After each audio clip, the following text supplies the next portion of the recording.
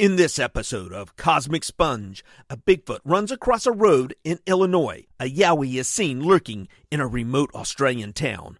A crashed saucer is photographed on Mars, and strange lights appear in the New Jersey sky. We also reveal the top 10 most haunted U.S. states. Then for our main topic, we discuss the origins of El Chupacabra, a vampiric beast feasting on livestock throughout Latin America and up into the southern regions of the United States. Stick around for a south-of-the-border episode that gives Steven a chance to flex his language skills. Chupacabra. Oh, yeah. That was terrible. I'm going to edit that one.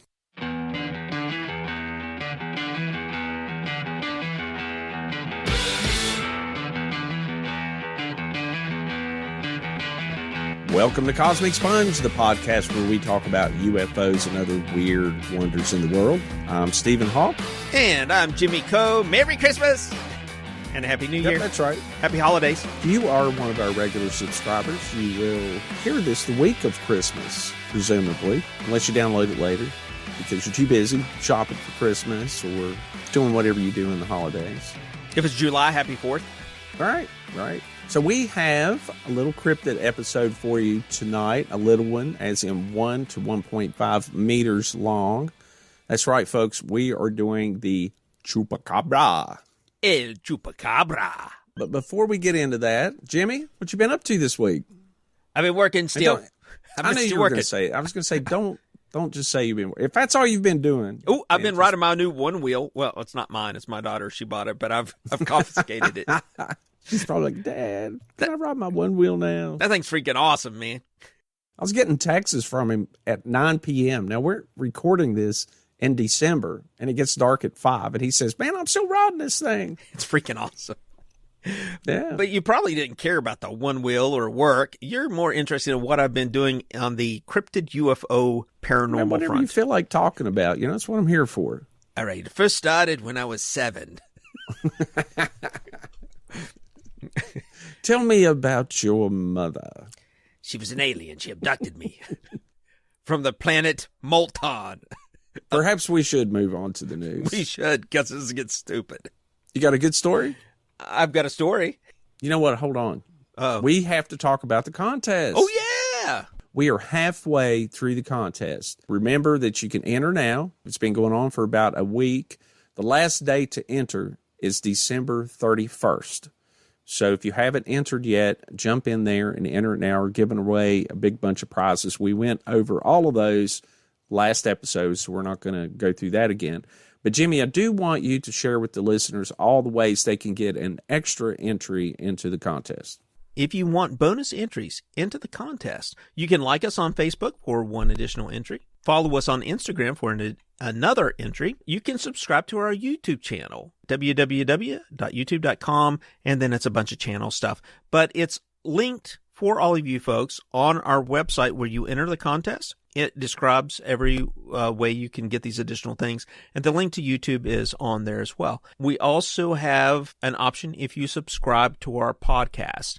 You get 2 additional entries. 2 additional entries. So if you have not subscribed, there's not a better time. Get those extra entries, and you may win these great prizes. Yeah, and I just got the last one in the mail yesterday. I was a little worried because it was back ordered, but it came through. It's our Cosmic Sponge notebook, and it's a spiral bound notebook. It's got our logo on the front. I personally love it. I have one myself, and I use it to jot down all of my paranormal notes. What better place to keep all of your paranormal notes and UFO sightings documented? Exactly. The spiral bound it's Cosmic empty. Sponge There's notebook. nothing in it. Right. I leave a boring life. Last day to enter is going to be December 31st. We will do the drawing after that and announce the winner on January 8th. And actually winners, we're going to have 3 winners. We're going to have 1 first prize winner and 2 runner-ups. All right, let's move on to the news. Flash. News flash. I know you have a Bigfoot story, don't you? I got 2 stories. No, I do not have a Bigfoot story because as soon as I posted it to Facebook, because as I've said before on the show, all of the news stories that we do on here, I try to post all of mine on Facebook. So if you'd like to get in, read a little bit more about it, be sure to check us out on Facebook. It's Cosmic Sponge Podcast. But as soon as I posted it, looked back about 5 minutes later, and it was gone. I don't know if the History Channel yanked it or what, but it was a little bit of a follow-up to the show that Jimmy had mentioned, I think on our last show, the upcoming, or I guess it's already aired now, I can't really tell you the story because it's They gone. yanked it. But it was the Bigfoot on the History Channel. Some finding the truth is out there, or the proof is out there. I think The proof is out there, yeah. And they used some new digital techniques to look at that Patterson-Gimlin film. Some experts said it was definitely some creature, and other experts said that it was a hoax. So we're in the same place we were before they did all this work. But anyway, it is fun to watch. And if you check it out, just look for it on YouTube or just do a search on the History Channel, and I'm sure you could see it. But I couldn't really tell a lot of difference myself. It didn't look that much different. Yeah, but you're not an anthropologist with, credentials and all, right? That's right. Yeah. But there was a Bigfoot sighting here recently, just outside of Chandlerville, Illinois, running across Route 78. No way. Yeah, crazy. Patrick Garver was driving from Cass County to Tazewell County, and he saw this creature who leapt across the road pretty quickly, landed in the middle of the road, looked back at him so he could see its face. It was some supersized primate that ran across the road in front of him, and it's been rumored to have been there, like families of these Bigfoots have been rumored to have been there forever and a day. I mean, the Salish Indians, and I've never heard of them before, or that'd be Native Americans of the Pacific Northwest, have claimed that these have been here since, before man showed up. In the 1950s, of course, we gave it the name Bigfoot, but getting back to Cass County, Garver was driving a stretch of road about 10:30 p.m. on November the 29th, heading north. He saw a large animal, is the way he initially describes it, jump into the road 40 yards ahead of him. But when it hit the road, he could see that it had very large legs spread wide in a dead run with large swinging hairy arms. The arms switched back and forth close to the ground. As his body was leaning forward, it leapt the road in 2 jumps, looking back at him as it did so. He told investigators for the Bigfoot Field Researchers Organization about the event, and they recorded it. He said it was probably really brief, a couple of seconds, 2-3 seconds, but he could see it clearly. It was very large, and even though it was hunched over nearly horizontal, it still came close to being wider than his car and nearly to the top of his windshield. It blocked out the lights of his car beyond it on the road. He recalled it having shiny black hair and a huge stride. It was running very fast, nearly as fast as a white-tailed deer. I guess he's a hunter, maybe? Because I can't tell you how fast a white-tailed deer runs. I mean, I guess I've seen a lot of them run across the road. Oh, they can run pretty fast, especially the one I hit, of course, wasn't running quite fast enough. But You did hit one? Oh, yeah. It wasn't running fast enough. I had my truck in the shop for about 2 months. I was actually involved in a pretty good accident on I-81, not my fault. And my truck was and also fighting with their insurance and all this kind of stuff. Long story. But anyway, my truck was in the shop literally probably 2 months or more. I had just got it back and I was so paranoid. Something told me that I was going to hit. I don't know why, but something told. I see them all the time. I drive a lot. I drive hundreds of miles every week in my day job. I just knew I was going to hit something. And yeah, I did. It's like a really strong premonition, right? It made it through the windshields. Yes, after that, it was, and you see them on the road, they run out in front of you, you can tap on the brakes, there's always that. And I know you came super close to hitting one time. You said you were felt its breath on your neck or something. Yes, I don't know. It's like it must have phased through my window. It was so close. His eyes were big, my eyes were big. I could have kissed him if the window was rolled down. Yeah, but in this case, man, I literally had time to take my foot off the gas. And I think, it was just like that. It jumped over the guardrail right in front of me. It's like, bam. And I didn't even see it, because it was coming out of some brush and everything. So happens all the time in West Virginia. Oh, my God. Yeah, we have the highest rate of hitting deer anywhere in the United States, even though we only have a population less than 2 million people in this state. But if you live in West Virginia, you have a 2 in 49 chance of hitting a deer every year. Wow. That's amazing. I haven't hit one. Insurance Institute. Yeah, pretty much. And it's the first time I've ever hit one driving here all my life. Oddly, though, I hit the deer in Virginia, but it was right over the border. So it probably ran down from West Virginia, about 10 miles just to run into your car. Well, I'm sure Giles County's just as bad as we are, Oh, for sure. Anyway, but I've never hit a hominid. Well, he didn't either. Cryptid or anything. So, I guess it was faster than a white-tailed deer because he wasn't able to hit it. They did find some unexplained tracks near a creek bed in Chandlerville in 1991, and there have been over 13 reported sightings since 1976 in Sangamon County, which is neighboring, I guess. And recently as September of 2017, near Rochester. So they've been going around, sightings have been going around in that area, and I guess that's true of many places in the country. Mm-hmm. But this is the latest sighting just out of Illinois. I thought it was pretty interesting, and the Bigfoot Field Researchers Organization included it in their database. And if you have access to that, you can go there and check out the details of it yourself. All right. So I have one here. This one is pretty cool. Do you remember several years ago, and I think this emerged probably in the early 90s, the face on Mars? Oh, yeah. Originally. Yeah. And it did look, it was my backdrop on my computer screen for years, that face. That was my Uncle Albert. That photograph was taken by the Viking spacecraft, the Orbiter, which had incidentally sent down 2 landers in 1976. These were a very successful NASA mission. Equipment they used in those days was very low resolution compared to what they can see now. And once we sent more modern orbiters around the planet Mars, we looked at the same area again and just realized it was a mesa, and it was just a trick of light and shadow. And I don't know if you know this or not, but through the years, especially since the late 90s through now, we have sent so many spacecraft to Mars. Not just the rovers that we all follow and you can live stream and watch what's going on with them. NASA makes all of that data available. But also we have constantly had orbiters that orbit, photograph the planet, and taken just a gazillion photos. So the truth is, no one probably has ever looked at all of them. There's just so much data, right? Well, Gene Ward was going through some footage taken by the Mars Reconnaissance Orbiter recently when he discovered a photo that literally looks like a crashed flying saucer on the surface of Mars. No way.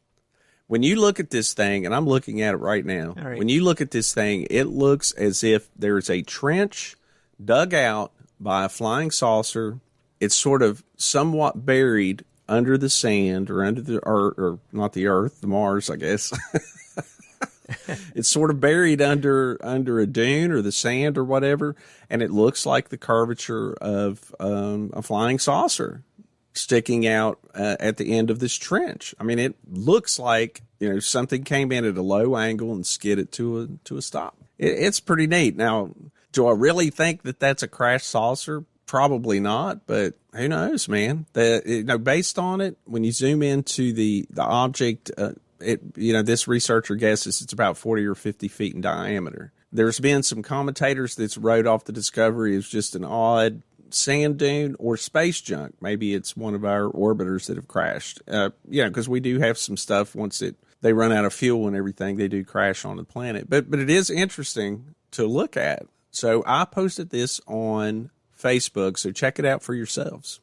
What do you think? You looking at it? Yeah, I'm looking at it. I agree. It looks like a freaking flying saucer crashed on the surface of the planet. Yeah. That or a really, really large sand dollar, space sand dollar that entered Martian. Maybe it was like an artificial sand dollar made by the Chinese because their stuff sucks, and it probably came down and crashed on the planet. Well, anyway, it's a pretty intriguing photograph, so be sure and check it out. See what you think. Yeah. And we would be interested to know what you think, so reach out to us, firstcontact@cosmicsponge.com. Do you have any other news stories, sir? I've got two others. I'm not sure, how fun they are. One of them is this UFO sighting that happened in New Jersey, of all places. Go figure, right? So, they can see flying saucers. They can, but every time seems like they see flying saucers, it's the Goodyear blimp. It's underwhelming. Yeah, it's a little underwhelming. That was something recently. These look like it's aliens, y'all. This is another one of those. So it's aliens. It's aliens in little drones or something. I don't know. It looks like drones or maybe Starlink. That Elon Musk thing. Really tiny pinpoints of light. A lot of them. I don't know. They're so far away you really can't tell what they are, and yeah, I mean it is some unusual lights in the sky, but I mean, well, it's always difficult anytime somebody captures something on a cell phone. You just don't get the true sense of something. I mean, cell phones are meant to take a photograph of your face from about 2 feet away, right? I mean, selfie, Yeah, pretty much. So it's like, I mean, anytime you try to discern some detail in that, when something taken that far away, it's just, I'm sure it looked a lot different in person. Has anyone said what that may have been other than a UFO or flying saucer or alien invasion? In the comments, a couple of people said, yeah, they're drones. And then another couple of people said that they thought it was Starlink, Elon Musk project. There's been a lot of UFO reports based on the Starlink launches and things like that. So, right. So, hard to say. Yeah, who knows? Who knows? Could be aliens, doing some kind of alien cruise. They're just going through the sky, eating their alien lobster and mashed potatoes. And wouldn't it be wonderful if they came down here upon the playing field? A little call back to our Papua New Guinea. So, you know what? There was another Bigfoot sighting, but they call it a Yowie sighting because this happened down under. Down under, Mike. These men from remote Queensland, Australia, claimed they came across a beast while driving home earlier this month. The Courier Mail reported that 3 plantation workers were driving on Saturday, December 4th, to the Jimna base camp in Australia where they spotted the animal. They said it was a slouched-over figure under a streetlight, and when the figure noticed them, it turned in their direction. Seamus Fitzgerald told the Courier Mail that the mysterious figure had very long arms and an ape-like face. Initially, we thought it was a boar or a really big animal until we got closer and saw it run off in a very ape-like way. I've never really had a paranormal or strange experience like that before. I hardly slept that night, and the feeling was overwhelming that I'd seen something that I never believed in previously. Workmate Sterling Slowcock Bennett said the Slowcock is it... it's I don't want to spell this, but it looks like slow cock. So you might want to spell it. Okay, Slockock, slow cock. So workmate Sterling Slowcock Bennett. Well, it's not just a slow cock; it's Slowcock /Bennett. Said that the group was immediately confused when it crossed paths with the unknown entity. He drew a picture of it, and it looks like Cousin It as Bigfoot.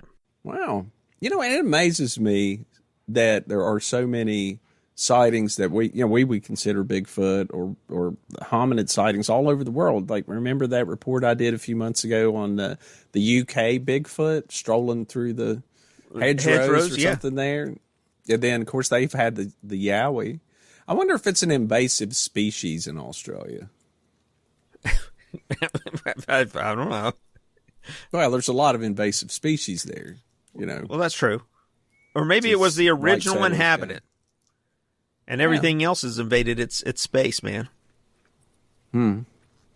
So anyway, I'll post this story and you guys can check out the rest of it. They have pictures, including a picture of a footprint with a human's footprint beside of it. Let me say, it's got 1, 2, 3, 4, 5, 6 toes, and it is huge. I mean, Weird. It's sort of like the size of a grizzly bear's. It's bigger than a grizzly bear's foot. Maybe if a grizzly bear was in mud and it slid a little bit, maybe that's well, what they it don't was. have grizzly bears in right. Australia, so they don't have you grizzly got to rule bears. that out. Well, it could be like a traveling grizzly bear. It could be on this part of a circus, a traveling circus grizzly bear. Escape from a zoo. Anybody done find that grizzly bear escape from the zoo? No, Mama. Search continues. The one that done gone off punch you in the eye. So anyway, that's 2 Bigfoot stories for everybody this week. One from Australia and one from Illinois. I've got a pretty neat story I ran across here. There's a website called Move Buddha. Sound like Move Buddha back there. Did you hear that? No, somebody Anyway, moving Buddha in the background. Something moving Buddha in the house here. And this story is seeking to find the spookiest states in the United States. Ooh, I know which one's the spookiest state in the United States. Hold on. Okay. Hold on. Okay. Hold on. So they rated all of the states on 3 different factors. Okay. There's the spook score. Spook score. And to get the spook score, it's the number of haunted places by population, the founding date of the oldest city or town, the number of cemeteries by population, and the age of the oldest cemetery. So that's your spook score criteria. Oh, okay. This is easy. The creep score criteria is number of unsolved murders by population and the number of abandoned buildings. And then finally, we have the boo score. That's the number of ghost towns by population and the number of reported ghost sightings by population. Okay? So that is how they compiled this list. So we're going to start with number 10. Number 10. Coming in with a spook score of 7.8 and a creep score of 7.7 and a boo score of 4.3 for a total of 8.56 is Missouri. Missouri? Missouri. People live there? People do live there. Now remember, this is per capita. Per capita. Okay, I gotcha. So if So if you have 2 ghost things in one cemetery, you're already way up on the scale in Missouri. Yeah, and keep in mind that the creep scale is going to play into this, as you'll see later on. The 9th most haunted state, Texas. Oh, I believe that. At an 8.6. The 8th spookiest state, coming in also at an 8.6, but barely edged out Texas with the boo score, is Indiana. Huh. I guess. Sure. 7th most haunted state, coming in at an 8.63, Oklahoma. Nah, I wouldn't have figured that one, but sure. This is another one you wouldn't figure. Coming in at number 6 with an 8.64, Alaska. Well, they have the port lock up there, so maybe. Well, probably abandoned places. Maybe. Oh, yeah, a lot of ghost Well, towns. let's see. Yeah, their boo score, which is Abandoned ghost towns, yeah. Ghost sightings. Yeah, abandoned ghost Yeah. towns. Yeah, that was pretty high for Alaska. And again, it's per capita. Number 5, Pennsylvania. Yeah, I with can an see that. 8.64. It scored pretty well all the way across the board. Number 4 is Florida. Florida?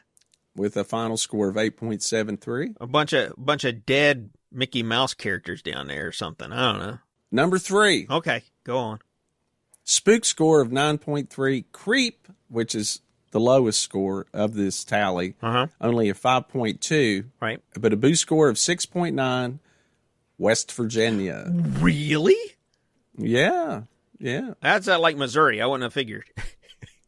Yeah, I wouldn't have figured it either, but it'll make a little more sense when I dig into this a little further. You'll see. Okay. Michigan comes in at number 2 with a final score of 9.31, just barely edging out West Virginia, and with a final score of 10.0. Guess which is the most haunted state in the United States? Well, we haven't hit any of the ones I thought would be the most haunted state. I would have figured number 1 would be Massachusetts. Number 2. Yep.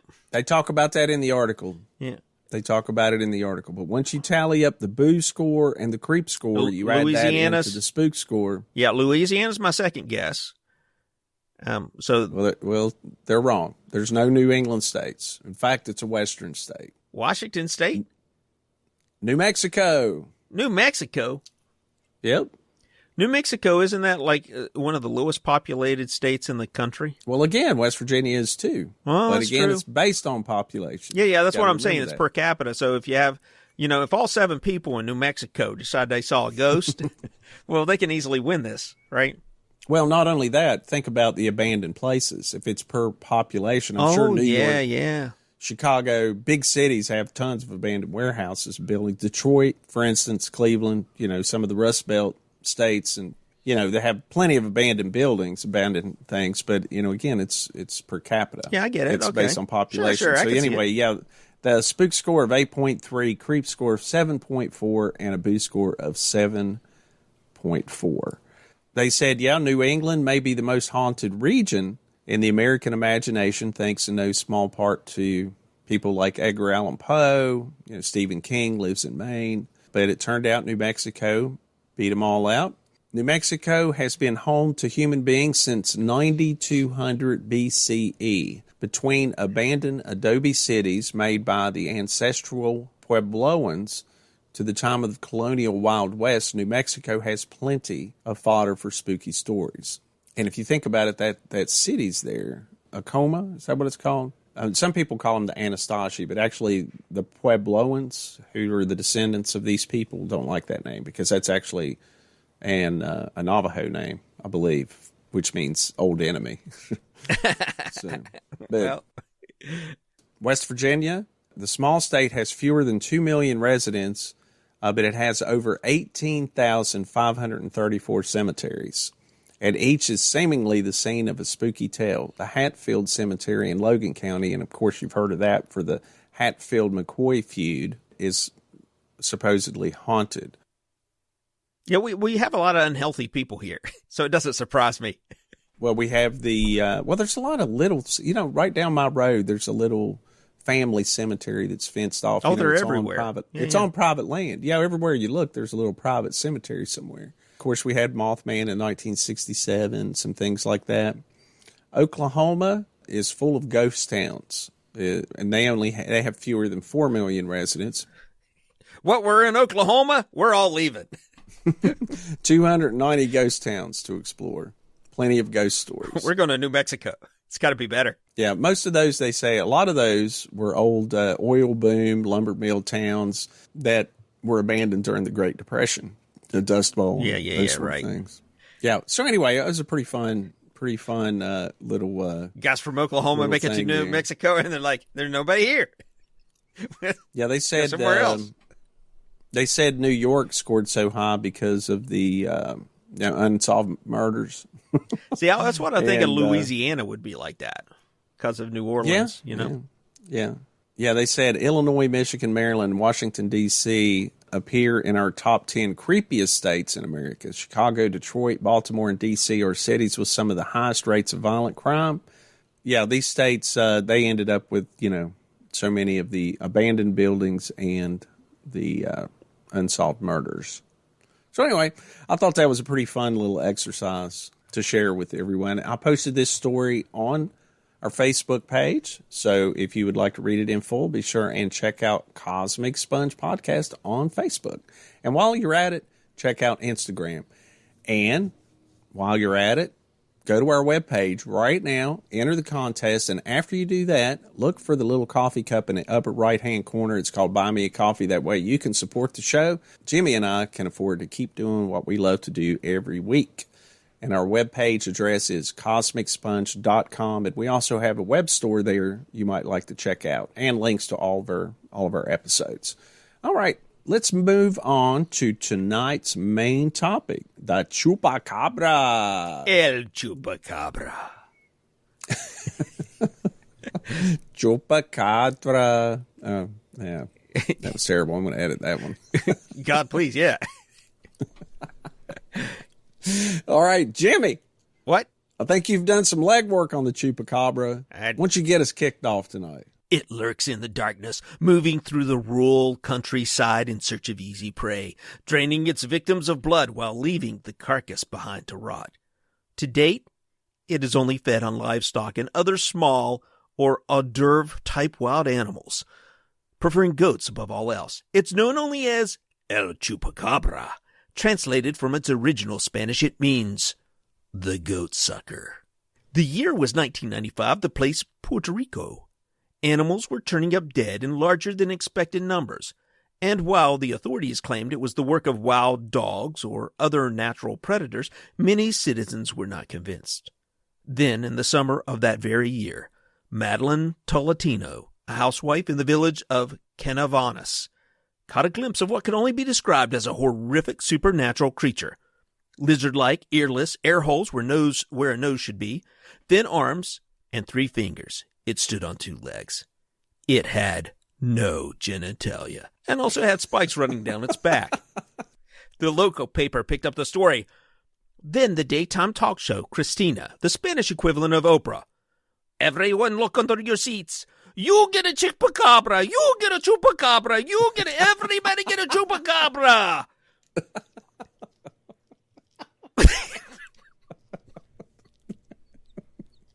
From there, it spread like wildfire. The chupacabra was seen as a dog-like creature in the southern U.S. while retaining its lizard-like appearance in much of Latin America. The mystery of the chupacabra has been solved, according to some, but for others, the origins of this new cryptid still roams the lands around us. What do you make of that, Steve? So the chupacabra, we look at 1995 as what really got the legend started. I found a chupa's timeline on the interwebs, and I thought it was pretty good. It has some summaries of all the major sightings. It looks like actually in the 1970s there was some sightings, and I think that's where I guess a lot of the anyway, there were some sightings in the 1970s. So this is what I have before we get into the 1995 sighting a little deeper. It shows in the mid-1970s, Rio Grande Valley in South Texas, sightings of what may have been a condor were linked to a rash of mutilated cattle. Blood was removed to the last drop. Also, we have in the early 1970s in Brownsville, Texas, rancher finds a bull dead, no blood around it, no tracks. Which sounds a little more like cattle mutilation. 1994, Puerto Rico, 4 or 6 little grays found under a bed and chased out of the house with a broom. It was reported by a Joyce Murphy. How would you like to find that? Look under your bed and there's like little grays under there. And well, I mean, how big are they? They're under the bed and there's 5 of them. So they can't be very big. They're little baby grays? I don't know. So yeah, March 1995. Now, where was the, what month was your the main sighting we're going to talk about? Well, the sighting that really kicks off Chupacabra, for most people, there's one of 2.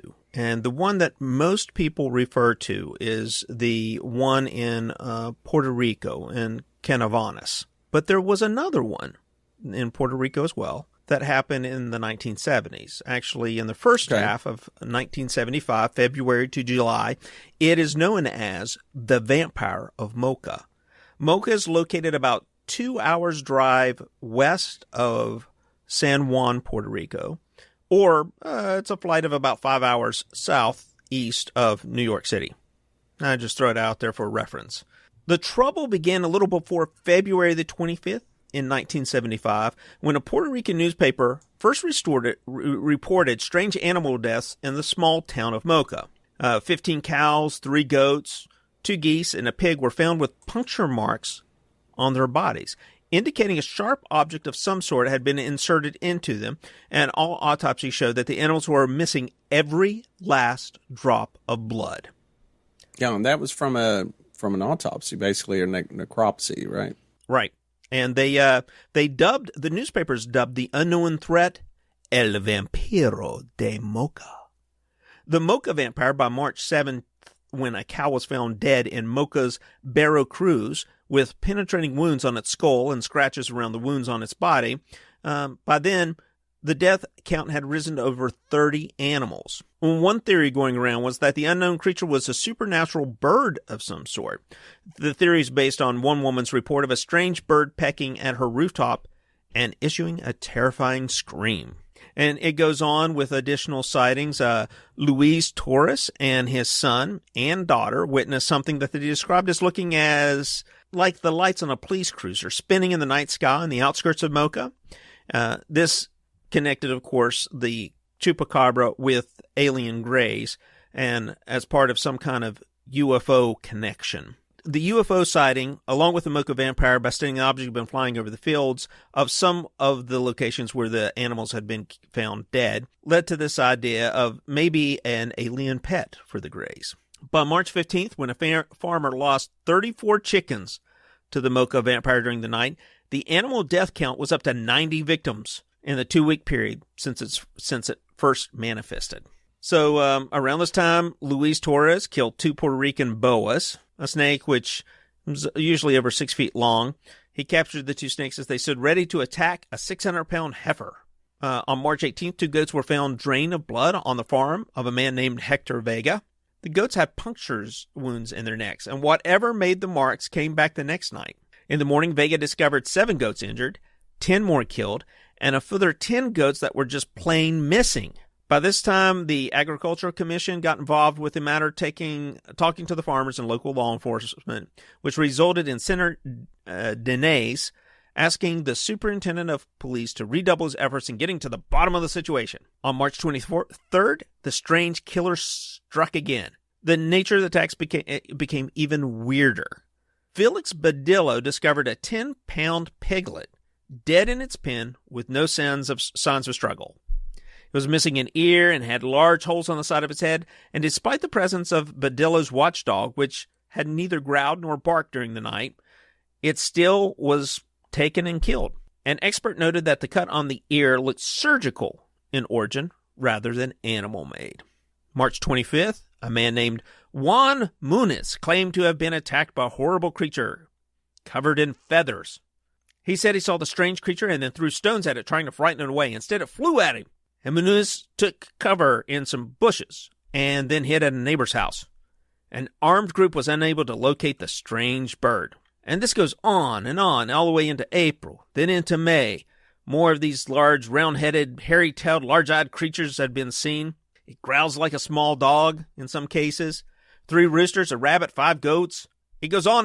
This bloodfest, this bloodbath of small animals, of farm animals getting slaughtered by the multiple dozens. Until on June the 25th, 25 farm animals just outside of Isabella were found dead, drained of blood. And then after that, it just suddenly stops. And that was in 1995? That was in 1975. That was the first case. Oh. This comes back around. So maybe it's one of those things where it's a monster that hibernates and then only comes out every 20 years. Oh. It's 1975? 1995?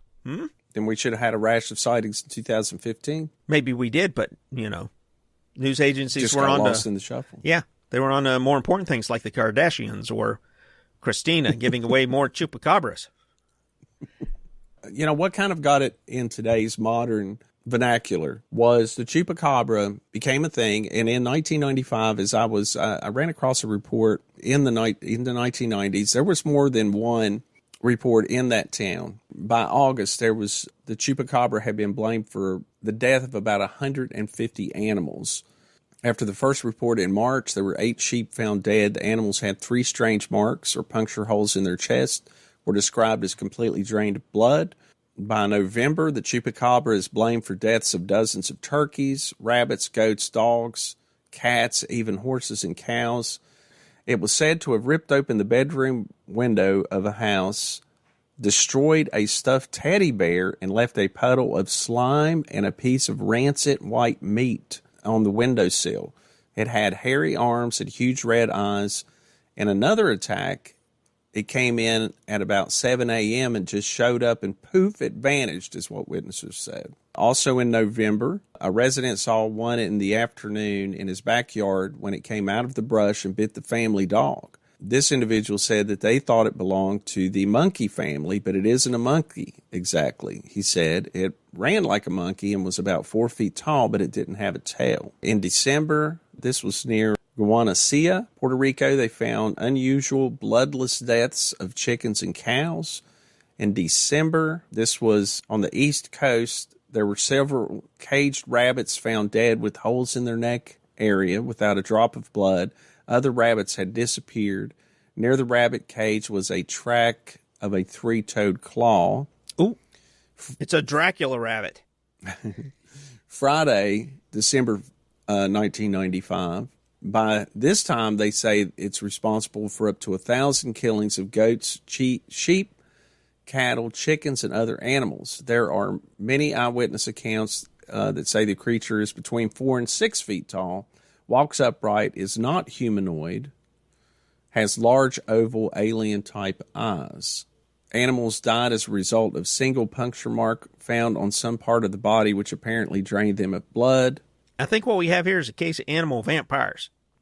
Here's a report on December 21st at 3 a.m., 44-year-old Osvaldo Claudio Rosado was washing his car. First of all, I'd just like to ask, who washes their car at 3 a.m.?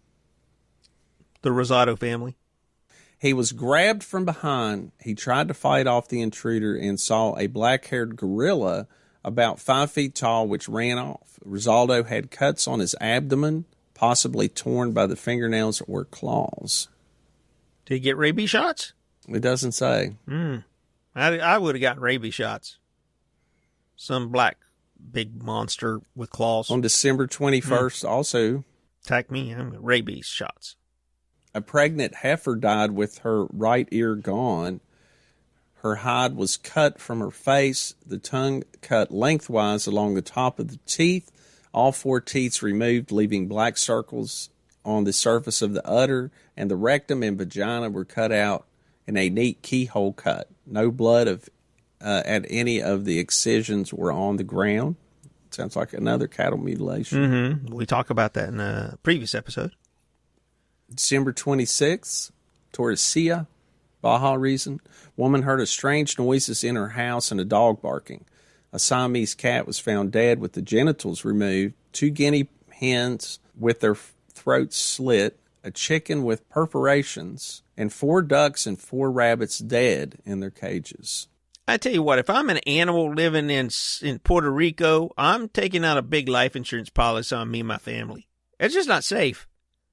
December 26th, we got 11 goats were found dead. Now, these were all going on in Puerto Rico in 1 year, 1995. Puerto Rico's a pretty small island. Yeah. I'm just surprised they have that many goats. And if I were a goat on Puerto Rico, I'd be taking the first flight out. Yeah. I mean, even if the destination is Oklahoma, with all their ghost towns. During this time, and that's where the whole word Chupacabra came from. Apparently, there was a DJ. Of course, many people are talking about this. It's in the newspapers. It's in the tabloids. It's on Oprah. They're on the Puerto Rican equivalent of Oprah. And there's a lot of talk about it. I mean, there's town hall meetings going on, full of concerned citizens. And some people said they knew where it slept during the day, and they formed posses. And I read one account where a machete-wielding woman was like leading a group saying she knew where it slept. And I guess to no avail, they didn't find it at all. But what's strange, in 1996, we start seeing some reports outside of Puerto Rico. Rio Grande Valley, South Texas, and again, this is where we first reported back in the mid-'70s of some killings was in Rio Grande. There was a pet goat that was killed, and they found it with 3 puncture wounds in its neck, and they said that it had all the signs of a Chupacabra killing. But 3 puncture wounds. Blood drained. And then in Juarez, Mexico, there were sightings of this animal-like being with 3-toed feet, forearms suspended at the chest level, very similar to a kangaroo. It had a row of spikes or straight feather-like projections from its head and down its back that raise and lower. The eyes have seen to glow with their own light. It takes off on all 4s when it wants to move quickly. And, there's other reports of Mexico, Miami. These are all in, like, the 90s. Northern Mexico, quite a few sightings. Yeah, man. Yeah. It's all in the South, though, right? Yeah, and predominantly... and New Jersey. Well, actually, I have one from Michigan somewhere. And the thing's moving north. Yeah, I mean, there's people that say they've seen them in the Carolinas. I know some years ago there was someone that thought maybe they'd caught one on their trail cam. I think Most experts, though, believe that it was a mangy coyote or something. Well, they have caught mangy coyotes and mangy raccoons that they initially attribute as chupacabras, but after some DNA testing or just some educated DNR official goes out, they quickly identify it as, this is a really severe case of mange in a raccoon or in a coyote or in Uncle Jeb's dog. That's what most of them, I think, turn out to be. Yeah, most experts that anytime they've ever actually done the DNA testing, it's come back as usually coyotes or wild dogs, typically. But it doesn't explain some of the sightings that some of the people have. Or what about the guy washing his car at 3 a.m. and gets attacked by some creature? It seems very strange. Yeah, I don't know that would be a chupacabra. It sounded more like a Bigfoot. Or, they said it, A juvenile Bigfoot. It's teenager. That's pretty strange. I just, it's just so strange to hear these sightings. I mean, what would you do? You were out, it's 3 a.m. and you come in, you're all scratched up on your chest and stuff. And everybody's like, what happened? Well, some big gorilla attacked me. I mean, could you imagine going to the hospital, get some stitches or whatever? And I mean, something like this happened, some weird cryptid thing happened. So there's been several books written on the subject. There is a book on it that was published in 2011 called Tracking Chupacabra. So, according to Benjamin Radford, a paranormal investigator and managing editor of Skeptical Inquirer magazine, he put together a book that he spent quite a bit of time researching called Tracking the Chupacabra, the Vampire Beast in Fact, Fiction, and Folklore. He starts with an interview with Madeline Tolentino in Puerto Rico in 1995. He starts with an interview with Madeline Tolentino, who first witnessed the beast in Puerto Rico in 1995. According to Tolentino, the creature was about 4 feet high, with oddly wide, dark eyes, thin arms, 3 fingers, and stood on 2 legs. She also said it lacked ears, had small air holes instead of a nose, a set of feathery spikes on its back. She said she saw it only for a minute or two. It wasn't for very long, but then she goes to give a whole description of the number of toes, eyes, alien appearance, teeth, even noticing that it had no genitalia. It's also worth noting that just the week prior, she had watched the 1995 smash hit Species and had perfectly described the monster in that film. She saw something, and then when she tries to remember it, according to Radford, she's just conflating, remembering the way the creature looked in that science fiction film, which it does resemble that if you've ever seen the movie, with especially the spines going up the back and everything. It was very prominent in the film. Maybe not. Maybe been a coincidence. Who knows? There's been other people to report the spines as well, and a lot of the other reports. And people, it seems that something very strange happened in Puerto Rico all through 1995 and 1996. Lots of these sightings of a small creature. The thing to look at is all the livestock being killed, all of the pets being killed, and even large livestock animals such as cows. I mean, that's unusual.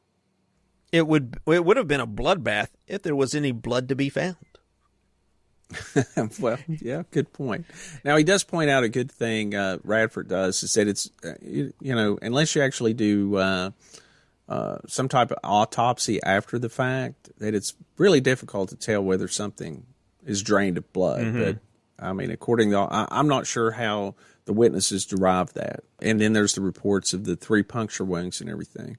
Now, through the years, there have been lots of different reports past 1996, and they really started spreading out, just as I mentioned.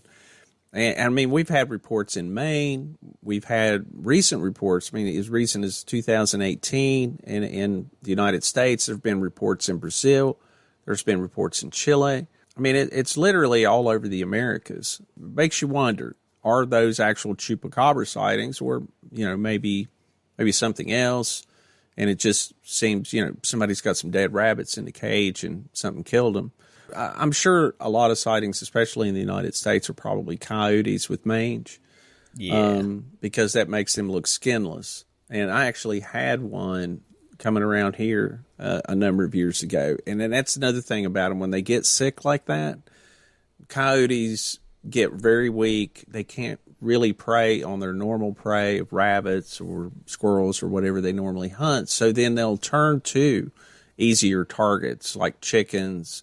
Or that goat you tied up in your yard. Yeah, and I mean, it was weird. First of all, coyotes are typically pretty nocturnal. You just don't normally see them a lot in the daytime.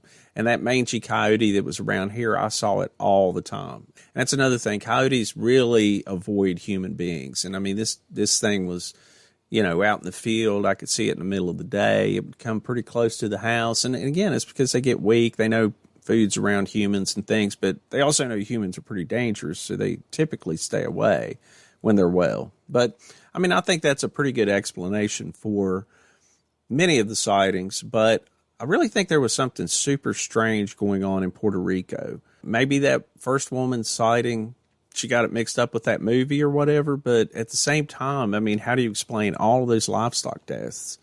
And so many people seeing this small creature running around, killing all this livestock, killing pets, things like that. I mean, that's pretty unusual. Yeah, I don't know what to make of it. I do know they make a beer by Whiskey Back called Chupacabra with an exclamation mark.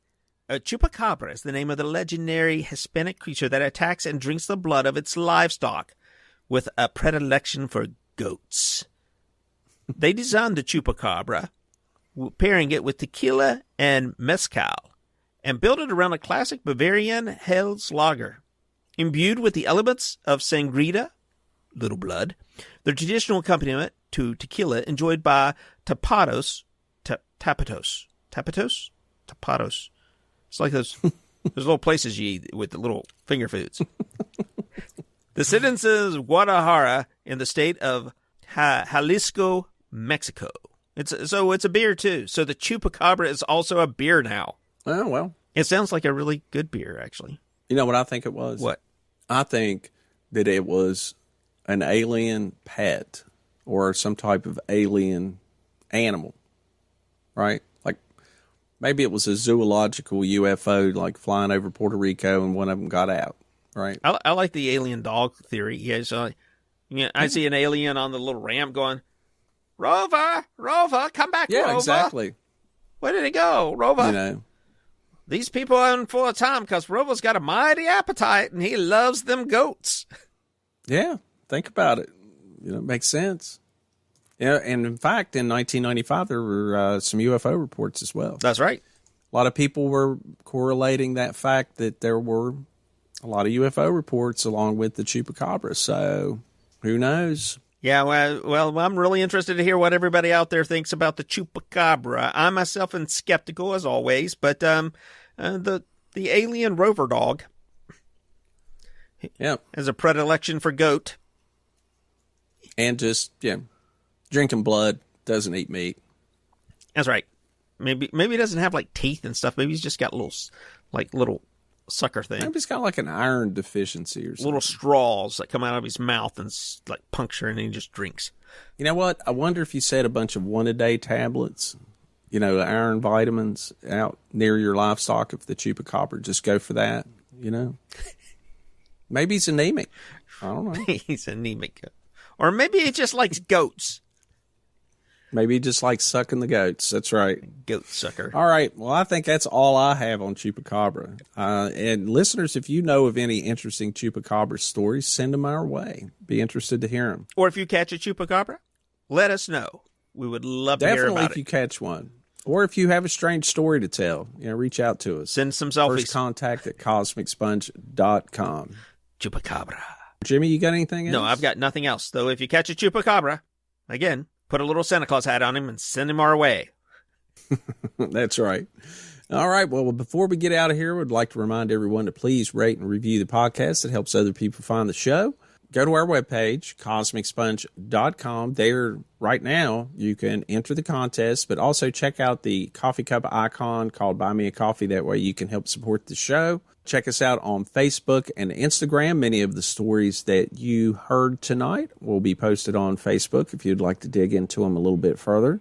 And our contact information is firstcontact@cosmicsponge.com. Just want to remind everybody that the contest does indeed run through December 31st of 2021. So get your entries in. Get them in.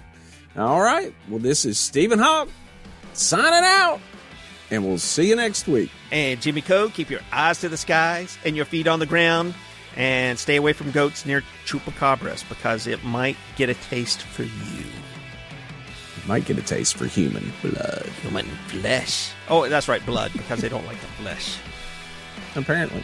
Well, you know. I did see one report where it was like had a little suction. Somebody said it had a little like a suction hose or something on it. Yeah, you know, the first time I ever heard about the chupacabra was from a show called Red vs. Blue. It was a show based on Halo. And they had, you know, the characters on there, and it was the sergeant was going, naming all of these mystical creatures that they wanted to name the warthog after. The warthog being the Jeep-like vehicle in the game. And it's like, what's the name of that Mexican rat? You know, the chupa, that'd be the chupacabra, sir. Says, yeah. Why don't we name it after that? I love that. That's what I remember hearing from. I was like, what the heck is a chupacabra? I don't know. I'm not right for sure. Anyway, let's get out of here. Yep. And Merry Christmas. Merry Christmas to you. That's all for this week's episode of Cosmic Sponge. Please don't forget to rate and review us wherever you listen. It helps others find the show. If you have any questions or have a story you'd like to share, you can contact us using our email account, firstcontact@cosmicsponge.com. Thanks again for listening, and we'll see you next week.